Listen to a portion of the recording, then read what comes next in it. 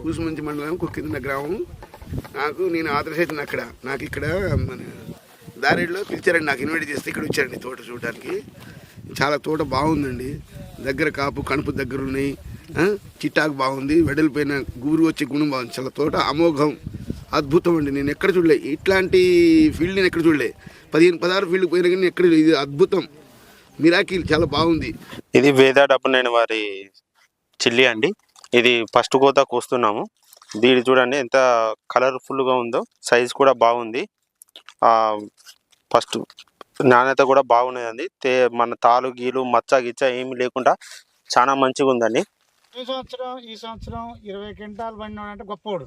ఇక 15, 10, 12 కొన్ని అసలు మామూలు కూడా పోయినాయి ఇప్పుడు, అసలు ఇప్పటికే అదే నల్లి వచ్చి ఇది ఈ టైం ఇట్లుందంటే మాత్రం బ్రహ్మాండంగా ఉంది. నీకు 20-25 క్వింటాలు 30 క్వింటాలు కానీ 30 పైన పడినట్లు లెక్క ఇది.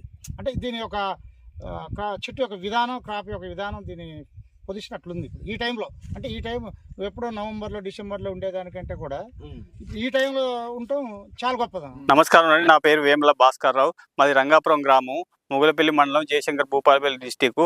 మాకు వేద 99 అనేది 10 గ్రామ్స్ 5 ప్యాకెట్లు ఇవ్వడం జరిగింది డెమో కింద 5 ప్యాకెట్లు ఇస్తే జర్మినేషన్ కూడా బాగా వచ్చింది. మాకు జర్మినేషన్ బాగా వచ్చినాక వేద 99 45 రోజుల మొక్కలు మేము నాటడం జరిగింది.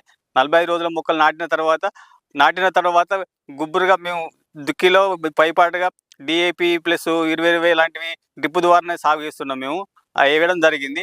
నాటిన తర్వాత చెట్లు గుబ్బురుగా వెడల్పుగా మంచిగా రావడం జరిగింది. ఏ మందు కొట్టినా కానీ కరెక్ట్గా పనిచేయడం జరుగుతుంది. వేద 99 అనేది దగ్గర పువ్వులు దగ్గర కాపు రావడం జరుగుతుంది. వేద 99 కాయ కూడా పొడుగున్నది, బాగా మంచిగా ఉన్నది.